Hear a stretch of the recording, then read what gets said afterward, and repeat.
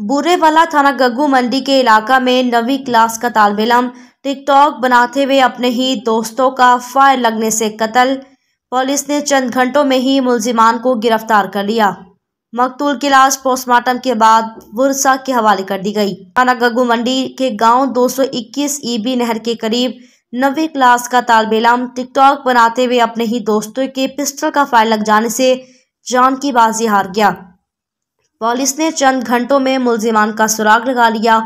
Police जराये के मुताबिक मकतूल साकिब और इसके दोस्त नहर किनारे पिस्टल के साथ टिकटॉक बना रहे थे कि गोली चल गई और सर में गोली लगने से साकिब मौके पर ही जान बहक हो गया। मुलजिमान और मकतूल पबजी गेम के भी शौकीन बताए जाते हैं। मकतूल का मोबाइल जिसमें आखिरी टिकटॉक बनाई गई, इसका पासवर्ड मिलने के बाद मजीद हकाइक सामने आएंगे।